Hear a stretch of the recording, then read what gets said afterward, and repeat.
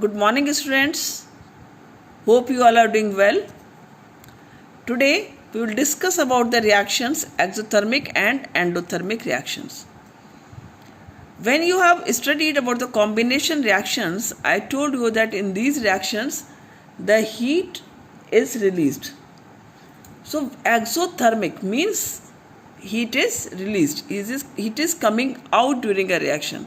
So whenever the heat or energy, any form of energy is released during a reactions, the reactions are called exothermic reactions. Some combination reactions you will see that these are exothermic reactions. Endothermic reactions, whenever in a reaction, during a reaction, if heat or energy is used to happen a reaction, the reactions are termed as endothermic reactions. Mostly the decomposition reactions are endothermic, as we have studied about that decomposition reaction. Thermal decomposition means heat is used, photo decomposition sunlight is used, electrolytic decomposition the electricity is used, but every decomposition reaction is not even endothermic. Most of the reactions are endothermic. We will study about some examples of exothermic reactions and endothermic reactions. Any combustion reaction means if any burning is taking place, exothermic reaction. Respiration is again exothermic reaction. Thermit reaction again an exothermic reaction. These all are the examples of exothermic reactions. Photosynthesis, melting of ice and decomposition reactions, these are the examples of endothermic reactions. You can see this diagram. In this two beakers are there, and in these two beakers you can find that in this beaker the arrows are outside, means heat is coming out. Whenever the heat is coming out, the reaction is termed as exothermic, and this beaker is showing the endothermic reaction, means heat energy is absorbed and then reaction is taking place. So this is the endothermic reaction. See the example of the exothermic reactions. Burning of natural gas. Whenever any burning takes place or any combustion takes place, the heat is released. You can see this is the natural gas CH4. When it burns with oxygen, it forms carbon dioxide, water and plus heat. Heat energy is released, means this is exothermic reaction. This is example of exothermic reaction. This question is very frequently asked, that why respiration is considered as the exothermic reaction. So this is the reaction of respiration, that glucose C6H12O6, it is reacting with oxygen, right? This reaction happens inside the mitochondria, and in mitochondria this oxidation of food take place, and then carbon dioxide is released and energy is released. So because in this reaction, because during respiration the energy is released, that is why the reaction is termed as exothermic reaction. So please note it down. What is the answer of this question? Why respiration is considered as the exothermic reaction? Because in this reaction the heat energy is released. Next is thermit reaction. This is the example of thermit reaction. This you will again study in chapter metal, non-metal. But in this, why I have taken this example? Because in this also a lot of heat is released. And because of this heat, this iron which is forming here, this is in the molten form. And it is used to join the railway tracks. This reaction is used to join the railway tracks. So this is the thermit reaction. This is again exothermic reaction. Next you can see the examples of endothermic reactions.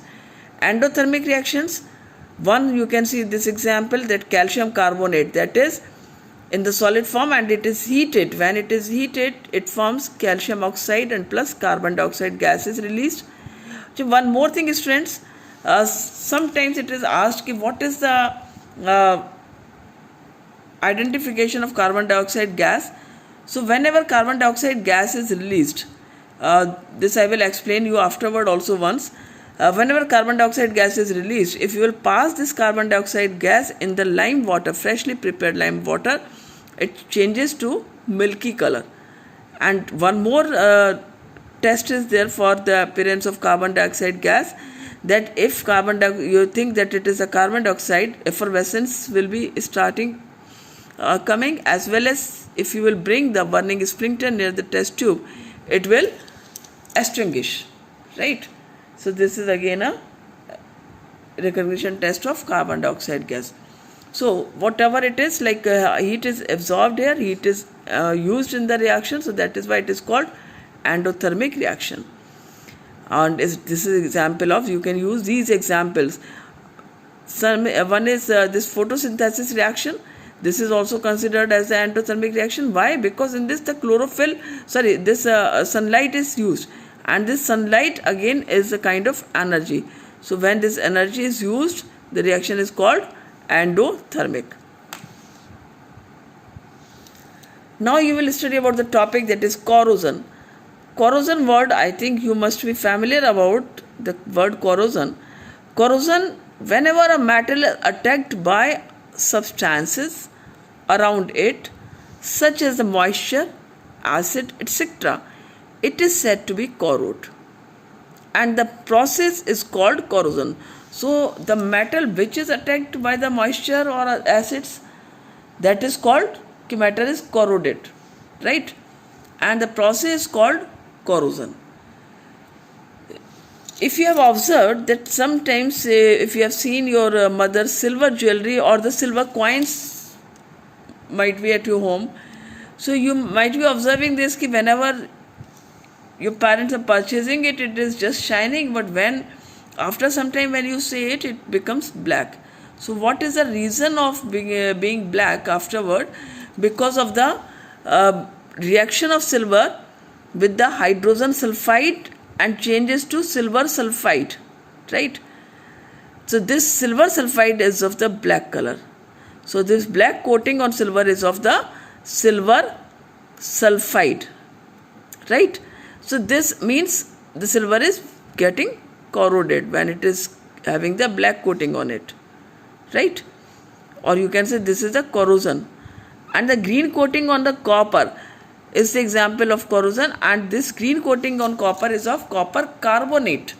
You know, you might be having the copper jugs, and nowadays the copper is used at many mothers, you can say, or many homes. In many homes you can see the people are using copper as for utensils. You know that copper is very good metal.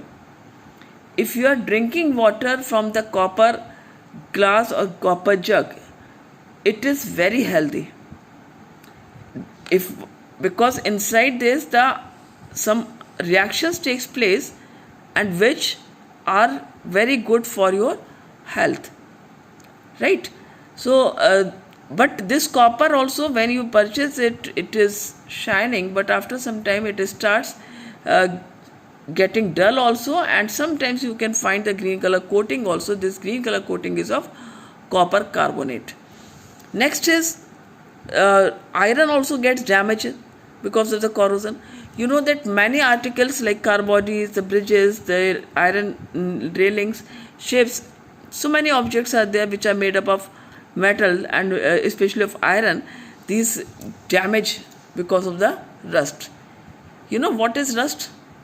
This is, you might have seen that reddish brown color substance deposited on the iron articles. This is rust. This is called rust, right?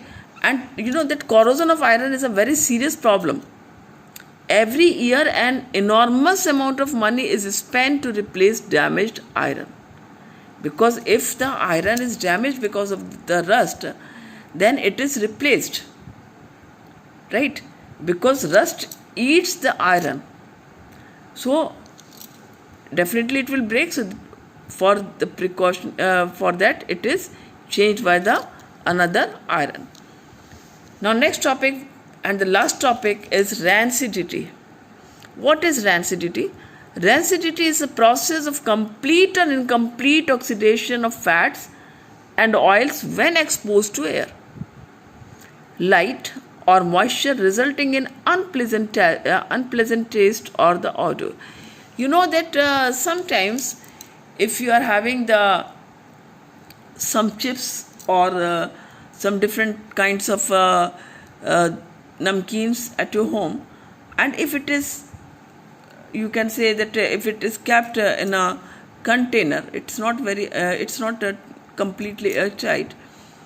After some time you will feel that its tasted changed. It's not tasty now.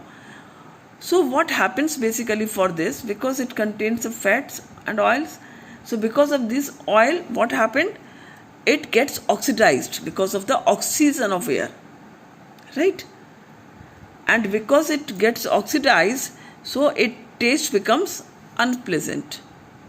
So when fats and oils are oxidized, they become rancid, and this is called rancid. This process is called rancidity, and their smell and gets a taste change.